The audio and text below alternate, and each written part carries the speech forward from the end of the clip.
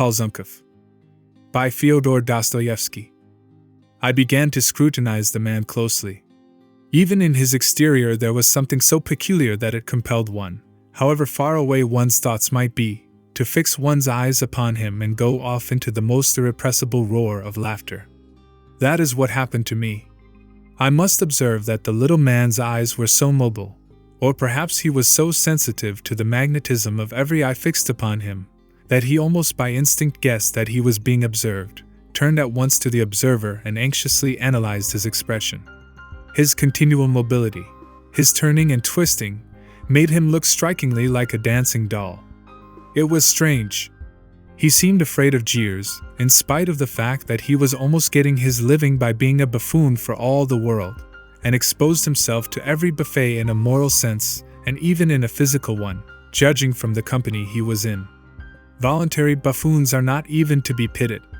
But I noticed at once that this strange creature, this ridiculous man, was by no means a buffoon by profession. There was still something gentlemanly in him. His very uneasiness, his continual apprehensiveness about himself, were actually a testimony in his favor. It seemed to me that his desire to be obliging was due more to kindness of heart than to mercenary considerations. He readily allowed them to laugh their loudest at him, and in the most unseemly way, to his face, but at the same time, and I am ready to take my oath on it, his heart ached and was sore at the thought that his listeners were so caddishly brutal as to be capable of laughing, not at anything said or done, but at him, at his whole being, at his heart, at his head, at his appearance, at his whole body, flesh and blood.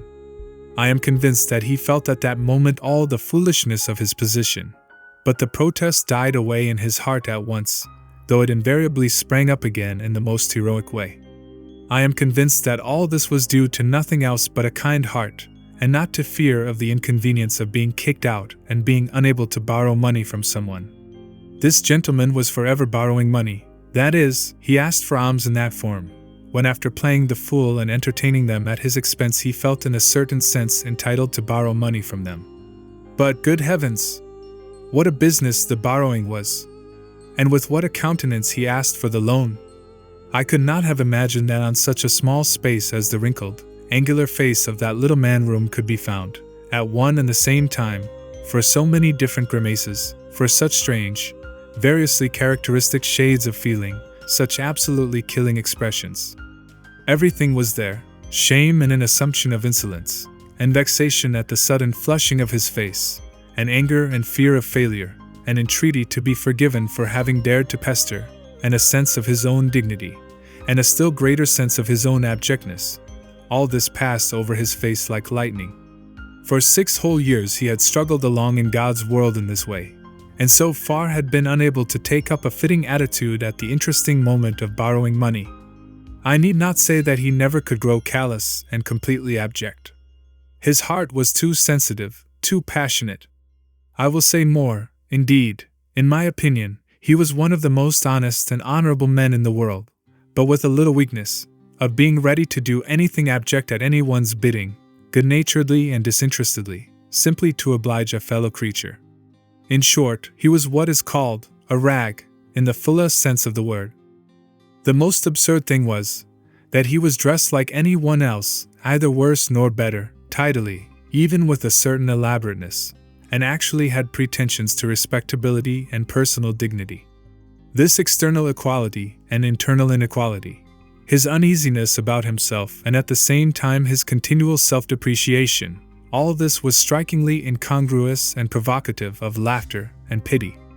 If he had been convinced in his heart, and in spite of his experience it did happen to him at moments to believe this, that his audience were the most good-natured people in the world, who were simply laughing at something amusing, and not at the sacrifice of his personal dignity, he would most readily have taken off his coat, put it on wrong side outwards, and have walked about the streets in that attire for the diversion of others and his own gratification.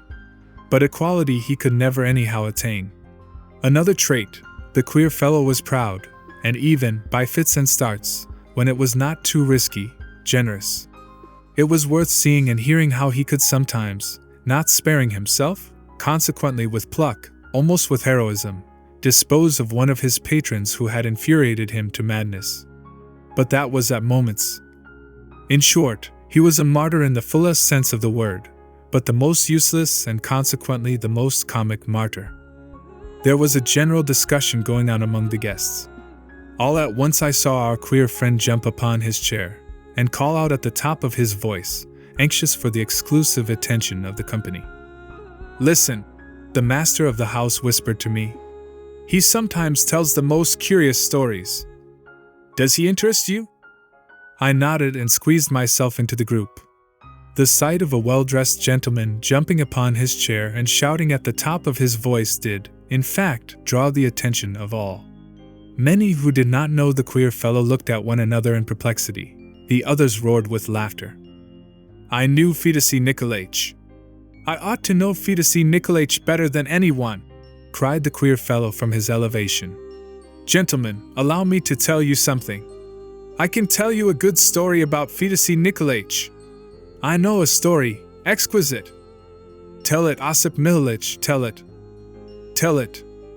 Listen. Listen, listen. I begin, but gentlemen, this is a peculiar story. Very good, very good. It's a comic story. Very good, excellent, splendid. Get on. It is an episode in the private life of your humble. But why do you trouble yourself to announce that it's comic? And even somewhat tragic? In short, the story which it will afford you all pleasure to hear me now relate, gentlemen, the story, in consequence of which I have come into company so interesting and profitable. No puns!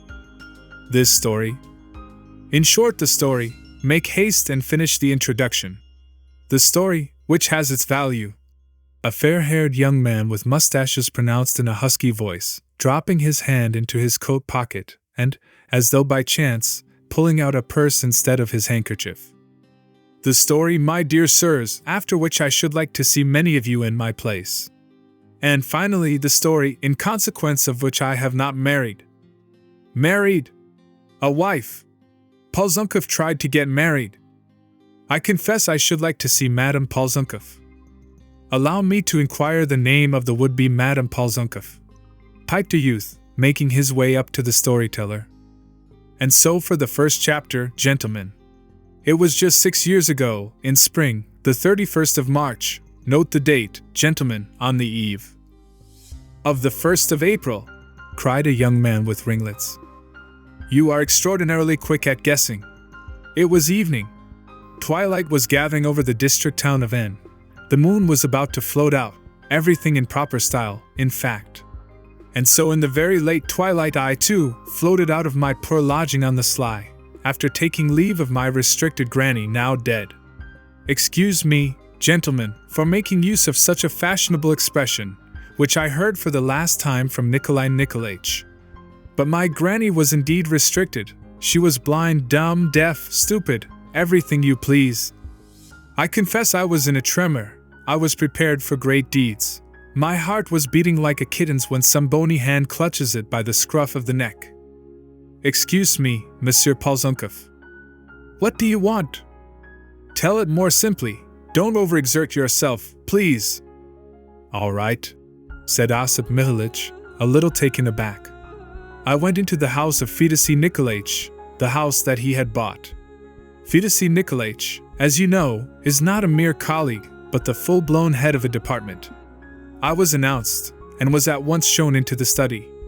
I can see it now. The room was dark, almost dark, but candles were not brought.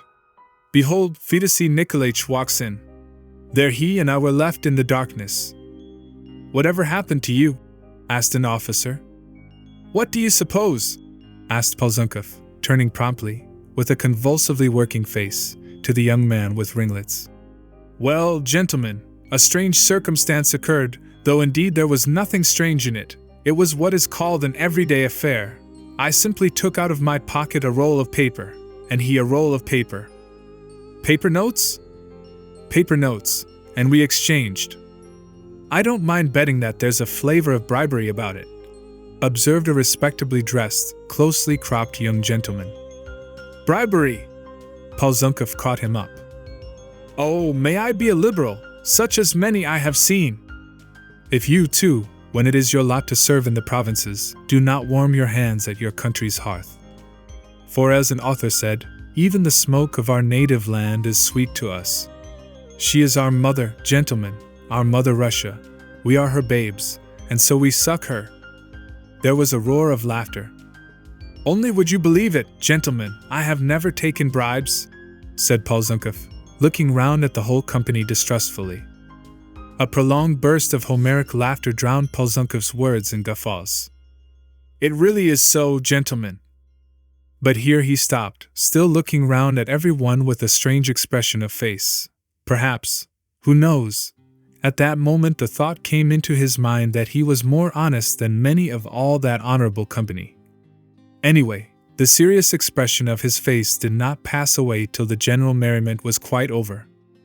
And so, Polzunkov began again when all was still. Though I never did take bribes, yet that time I transgressed. I put in my pocket a bribe, from a bribe-taker, that is, there were certain papers in my hands which, if I had cared to send to a certain person, it would have gone ill with Fyodor Nikolaich. So then he bought them from you? He did. Did he give much?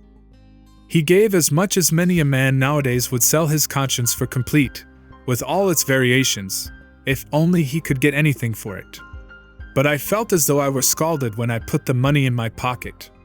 I really don't understand what always comes over me, gentlemen, but I was more dead than alive, my lips twitched and my legs trembled. Well, I was to blame, entirely to blame. I was utterly conscience-stricken. I was ready to beg Fyodor Nikolaich's forgiveness. Well, what did he do? Did he forgive you? But I didn't ask his forgiveness. I only mean that is how I felt. Then I have a sensitive heart, you know. I saw he was looking me straight in the face. Have you no fear of God, Osip Mihailych? Said he. Well, what could I do? From a feeling of propriety I put my head on one side and I flung up my hands. In what way, said I, have I no fear of God, Fyodor Nikolaich? But I just said that from a feeling of propriety. I was ready to sink into the earth. After being so long a friend of our family, after being, I may say, like a son, and who knows what heaven had in store for us, Osip Mihailych, and all of a sudden to inform against me, to think of that now. What am I to think of mankind after that, Osip Mihailych? Yes, gentlemen, he did read me a lecture. Come, he said, you tell me what I am to think of mankind after that, Osip Mihailych. What is he to think? I thought, and do you know, there was a lump in my throat, and my voice was quivering, and knowing my hateful weakness, I snatched up my hat. Where are you off to, Osip Mihailych? Surely on the eve of such a day you cannot bear malice against me? What wrong have I done you? Fyodor Nikolaich, I said, Fyodor Nikolaich. In fact, I melted, gentlemen, I melted like a sugar stick. And the roll of notes that was lying in my pocket, that, too, seemed screaming out, you ungrateful brigand, you accursed thief. It seemed to weigh 100 weight. If only it had weighed 100 weight. I see, says Fyodor Nikolaich, I see your penitence, you know tomorrow. Saint Mary of Egypt's day. Well, don't weep, said Fyodor Nikolaich, that's enough, you've erred, and you are penitent. Come along. Maybe I may succeed in bringing you back again into the true path, says he.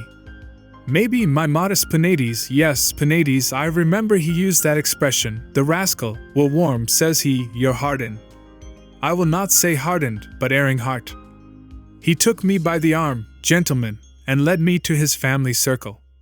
A cold shiver ran down my back. I shuddered.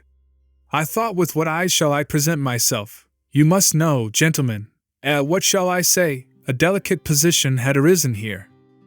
Not Madame Polzunkov? Maria Feodosievna, only she was not destined, you know, to bear the name you have given her. She did not attain that honor. Fyodor Nikolaich was right, you see, when he said that I was almost looked upon as a son in the house. It had been so, indeed, 6 months before, when a certain retired junker called Mihailo Maximich Jigolov was still living. But by God's will he died, and he put off settling his affairs till death settled his business for him. Oof. Well, never mind, gentlemen, forgive me, it was a slip of the tongue. It's a bad pun, But it doesn't matter it's being bad.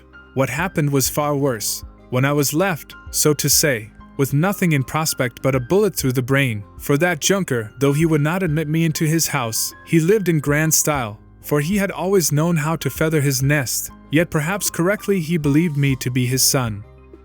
Aha! Yes, that was how it was. So they began to cold-shoulder me at Fyodor Nikolaitch's. I noticed things, I kept quiet, but all at once, unluckily for me, or perhaps luckily, a cavalry officer galloped into our little town like snow on our head. His business, buying horses for the army, was light and active, in cavalry style, but he settled himself solidly at Fyodor Nikolaitch's, as though he were laying siege to it. I approached the subject in a roundabout way, as my nasty habit is. I said one thing and another, asking him what I had done to be treated so, saying that I was almost like a son to him, and when might I expect him to behave more like a father? Well, he began answering me. And when he begins to speak, you are in for a regular epic in 12 cantos, and all you can do is to listen, lick your lips and throw up your hands in delight. And not a ha'porth of sense, at least there's no making out the sense. You stand puzzled like a fool.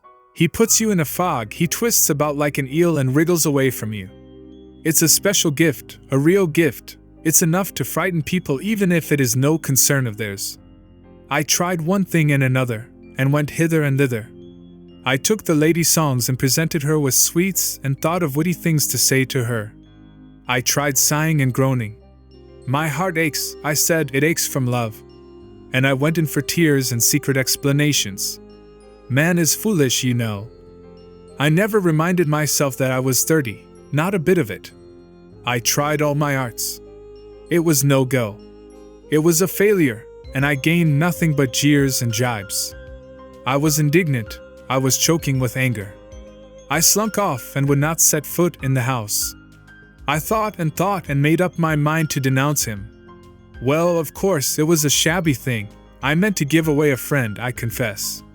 I had heaps of material and splendid material, a grand case. It brought me 1,500 rubles when I changed it and my report on it for banknotes. Ah, so that was the bribe? Yes, sir, that was the bribe, and it was a bribe taker who had to pay it, and I didn't do wrong, I can assure you. Well, now I will go on. He drew me, if you will kindly remember, more dead than alive into the room where they were having tea. They all met me, seeming as it were offended, that is, not exactly offended, but hurt, so hurt that it was simply. They seemed shattered, absolutely shattered, and at the same time there was a look of becoming dignity on their faces, a gravity in their expression, something fatherly, parental. The prodigal son had come back to them, that's what it had come to. They made me sit down to tea, but there was no need to do that. I felt as though a samovar was toiling in my bosom and my feet were like ice. I was humbled, I was cowed. Marya Fominishna, his wife, addressed me familiarly from the first word. How is it you have grown so thin, my boy? I've not been very well, Marya Fominishna, I said. My wretched voice shook. And then quite suddenly, she must have been waiting for a chance to get a dig at me, the old snake, she said. I suppose your conscience felt ill at ease, Osip Mihalich, my dear. Our fatherly hospitality was a reproach to you. You have been punished for the tears I have shed. Yes, upon my word, she really said that, she had the conscience to say it. Why, that was nothing to her, she was a terror. She did nothing but sit there and pour out tea. But if you were in the market, my darling, I thought you'd shout louder than any fishwife there. That's the kind of woman she was. And then, to my undoing, the daughter, Marya Fedosyevna, came in all her innocence, a little pale and her eyes red as though she had been weeping. I was bowled over on the spot like a fool. But it turned out afterwards that the tears were a tribute to the cavalry officer. He had made tracks for home and taken his hook for good and all, for you know it was high time for him to be off. I may as well mention the fact here. Not that his leave was up precisely, but you see. It was only later that the loving parents grasped the position and had found out all that had happened. What could they do? They hushed their trouble up, an addition to the family. Well, I could not help it. As soon as I looked at her I was done for. I stole a glance at my hat. I wanted to get up and make off. But there was no chance of that. They took away my hat. I must confess I did think of getting off without it. Well, I thought, but no, they latched the doors. There followed friendly jokes, winking, little airs and graces. I was overcome with embarrassment, said something stupid, talked nonsense about love. My charmer sat down to the piano and with an air of wounded feeling sang the song about the hussar who leaned upon the sword. That finished me off. Well, said Fyodor Nikolaich, all is forgotten, come to my arms. I felt just as I was, with my face on his waistcoat. My benefactor, you are a father to me, said I. And I shed floods of hot tears. Lord, have mercy on us, what a to-do there was. He cried, his good lady cried, Mashenka cried, there was a flaxen-headed creature there, she cried too. That wasn't enough, the younger children crept out of all the corners, the Lord had filled their quiver full, and they howled too. Such tears, such emotion, such joy! They found their prodigal, it was like a soldier's return to his home. Then followed refreshments, we played forfeits, and I have a pain, where is it? In my heart, who gave it you? My charmer blushed. The old man and I had some punch, they won me over and did for me completely. I returned to my grandmother with my head in a whirl. I was laughing all the way home. For full 2 hours I paced up and down our little room. I waked up my old granny and told her of my happiness. But did he give you any money, the brigand? He did, granny, he did, my dear. Luck has come to us all of a heap, we've only to open our hand and take it. I waked up Sofrin. Sofrin, I said, take off my boots. Sofrin pulled off my boots. Come, Sofrin, congratulate me now, give me a kiss. I am going to get married, my lad, I am going to get married. You can get jolly drunk tomorrow, you can have a spree, my dear soul, your master is getting married. My heart was full of jokes and laughter. I was beginning to drop off to sleep, but something made me get up again. I sat and thought, tomorrow is the 1st of April, a bright and playful day, what should I do? And I thought of something.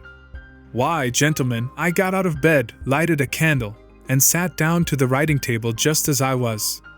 I was in a fever of excitement, quite carried away. You know, gentlemen, what it is when a man is quite carried away. I wallowed joyfully in the mud, my dear friends. You see what I am like, they take something from you, and you give them something else as well and say, take that too. They strike you on the cheek and in your joy you offer them your whole back.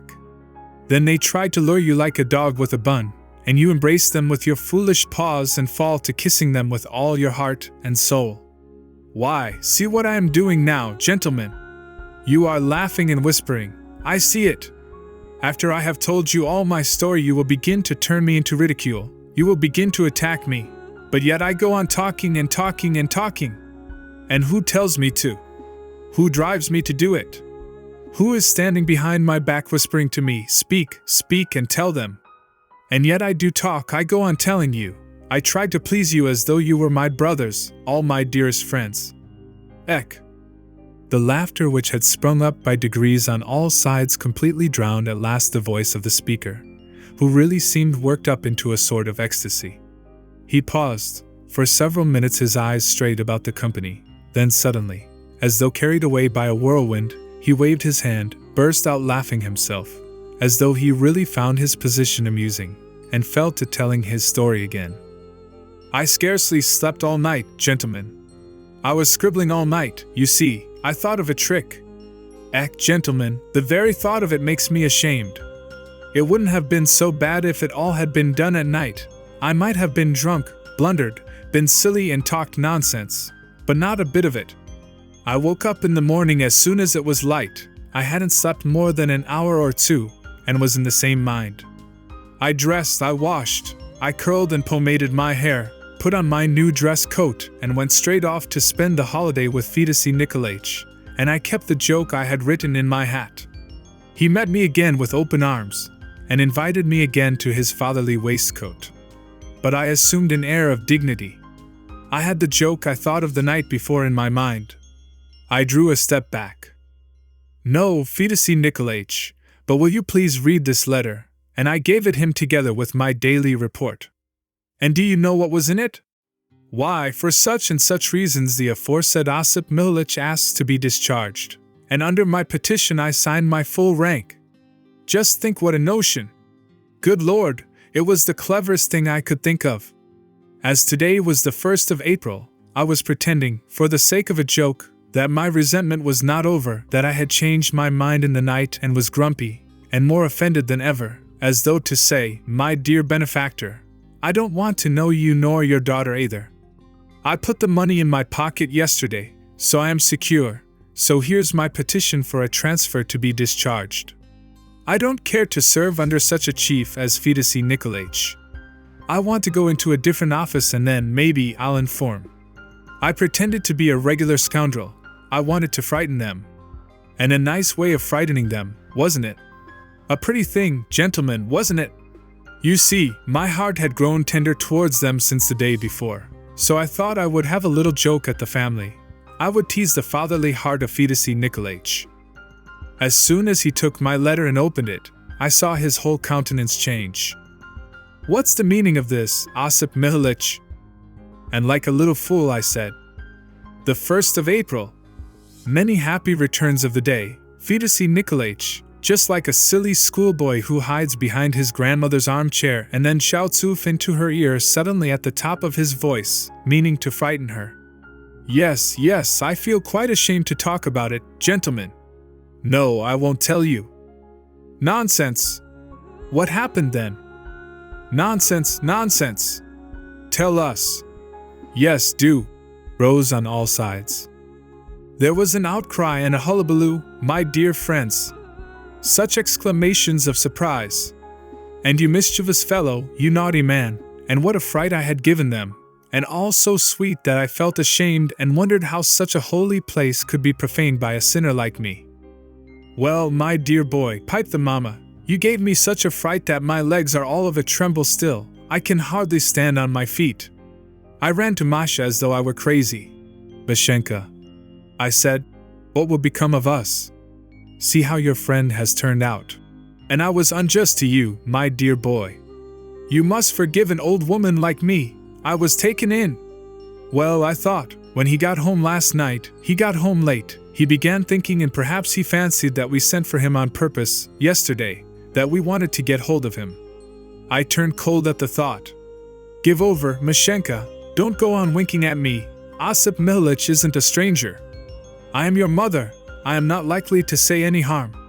Thank God I am not 20, but turned 45. Well, gentlemen, I almost flopped at her feet on the spot. Again there were tears, again there were kisses. Jokes began. Fyodor Nikolaich, too, thought he would make April fools of us. He told us the fiery bird had flown up with a letter in her diamond beak. He tried to take us in, too, didn't we laugh? Weren't we touched? Phoo! I feel ashamed to talk about it. Well, my good friends, the end is not far off now. 1 day passed, 2, 3, a week. I was regularly engaged to her. I should think so. The wedding rings were ordered, the day was fixed, only they did not want to make it public for a time. They wanted to wait for the inspector's visit to be over. I was all impatience for the inspector's arrival. My happiness depended upon him. I was in a hurry to get his visit over. And in the excitement and rejoicing, Fyodor Nikolaich threw all the work upon me, writing up the accounts, making up the reports, checking the books, balancing the totals. I found things in terrible disorder. Everything had been neglected. There were muddles and irregularities everywhere. Well, I thought I must do my best for my father-in-law. And he was ailing all the time. He was taken ill, it appears. He seemed to get worse day by day. And indeed, I grew as thin as a rake myself. I was afraid I would break down. However, I finished the work grandly. I got things straight for him in time. Suddenly, they sent a messenger for me. I ran headlong. What could it be? I saw my Fyodor Nikolaich, his head bandaged up in a vinegar compress, frowning, sighing, and moaning. My dear boy, my son, he said, if I die, to whom shall I leave you, my darlings? His wife trailed in with all his children. Mashenka was in tears and I blubbered, too. "Oh no," he said. "God will be merciful. He will not visit my transgressions on you." Then he dismissed them all, told me to shut the door after them, and we were left alone, tête-à-tête. "I have a favor to ask of you." "What favor?" "Well, my dear boy, there is no rest for me even on my deathbed. I am in want." "How so?" I positively flushed crimson. I could hardly speak. "Why, I had to pay some of my own money into the treasury. I grudge nothing for the public weal, my boy. I don't grudge my life. Don't you imagine any ill. I am sad to think that slanderers have blackened my name to you. You were mistaken, my hair has gone white from grief. The inspector is coming down upon us and Matveyev is 7,000 rubles short, and I shall have to answer for it. Who else? It will be visited upon me, my boy. Where were my eyes? And how can we get it from Matveyev? He has had trouble enough already. Why should I bring the poor fellow to ruin? Holy saints! I thought, what a just man! What a heart! And I don't want to take my daughter's money, which has been set aside for her dowry. That sum is sacred. I have money of my own, it's true, but I have lent it all to friends. How is one to collect it all in a minute? I simply fell on my knees before him. My benefactor! I cried, I've wronged you, I have injured you. It was slanderers who wrote against you. Don't break my heart, take back your money. He looked at me and there were tears in his eyes. That was just what I expected from you, my son. Get up. I forgave you at the time for the sake of my daughter's tears. Now my heart forgives you freely. You have healed my wounds. I bless you for all time. Well, when he blessed me, gentlemen, I scurried home as soon as I could. I got the money. Here, father, here's the money. I've only spent 50 rubles. Well, that's all right, he said. But now every trifle may count. The time is short. Write a report dated some days ago that you were short of money and had taken 50 rubles on account. I'll tell the authorities you had it in advance. Well, gentlemen, what do you think? I did write that report too. Well, what then? What happened? How did it end? As soon as I had written the report, gentlemen, this is how it ended. The next day, in the early morning, an envelope with a government seal arrived. I looked at it, and what had I got? The sack. That is, instructions to hand over my work, to deliver the accounts, and to go about my business. How so? That's just what I cried at the top of my voice, how so? Gentlemen, there was a ringing in my ears. I thought there was no special reason for it, but no, the inspector had arrived in the town. My heart sank. It's not for nothing, I thought. And just as I rushed off to Fyodor Nikolaich. How is this? I said. What do you mean? He said. Why, I am dismissed. Dismissed? How? Why, look at this. Well, what of it? Why, but I didn't ask for it. Yes, you did. You sent in your papers on the 1st of April. I had never taken that letter back. Fyodor Nikolaich. I can't believe my ears, I can't believe my eyes. Is this you? It is me, why? My God! I am sorry, sir. I am very sorry that you made up your mind to retire from the service so early. A young man ought to be in the service, and you've begun to be a little light-headed of late. And as for your character, set your mind at rest. I'll see to that. Your behavior has always been so exemplary. But that was a little joke, Fyodor Nikolaich. I didn't mean it, I just gave you the letter for your fatherly. That's all. That's all? A queer joke, sir. Does one jest with documents like that? Why, you are sometimes sent to Siberia for such jokes. Now, goodbye. I am busy. We have the inspector here. The duties of the service before everything. You can kick up your heels, but we have to sit here at work. But I'll get you a character. Oh, another thing. I've just bought a house from Matveyev. We are moving in a day or two. So I expect I shall not have the pleasure of seeing you at our new residence. Bon voyage!